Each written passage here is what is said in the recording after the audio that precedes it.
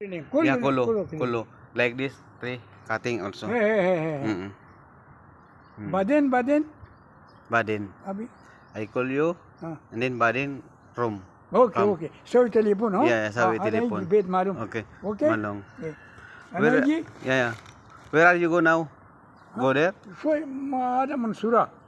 Mansura. Ada Mansura, bad. Okay. Sorry, Very para. telepon na ji. Yes. Okay? Okay, mapi muskil. Puti, daki. Okay. Sorry, telepon And na then naiji. cleaning. Sorry, inta sirbet, sorry, telepon. Yeah. Okay? Okay. Bye-bye. Take care. Masyalam. So, yan na nga guys. Isa pong Pakistan nationality na isa pong tagalinis na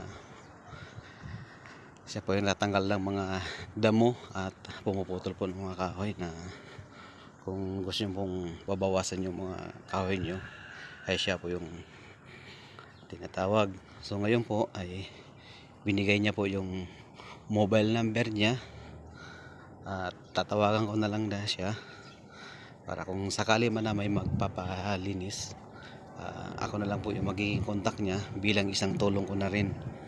So ito guys ay napakalaking achievement ko rin po to dahil bukod sa nakakatulong tayo at naisishare po rin natin sa ibang kakilala natin na gusto mo palinis at makakaminos na rin po sila sa bayarin dahil yun po sila po yung hindi na may ratio, nasa sayo na po kung magkano po yung ibibigay mo, pero mostly naman po ang nangyayari ay mas maganda po yung ibinibigay nila na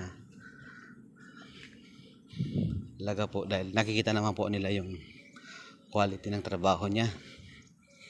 So ang nakakatuwa nga guys, napaka-humble po niya, walang ni isang reklamo na napuntahan siya na may ginawa siyang mali. Halos lahat po na sinasabi ay yun po na malinis po trabaho, wala kang masabi, wala talaga, as in siya po yung karapat dapat na napili kong tulungan dahil nakikita ko po sa kanya kung gaano po siya magtrabaho ng bilang isang nagre-repair sa ibang tao. So guys, paano guys, maraming salamat po sa mga sumusuporta sa aking Facebook page.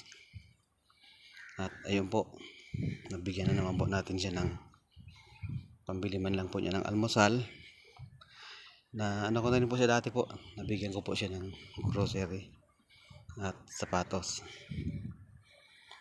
So guys, don't forget to share my Facebook page at pakipalo na rin po ng Facebook page ko para nakikita nyo po yung mga update na ina-upload ko. Salamat guys.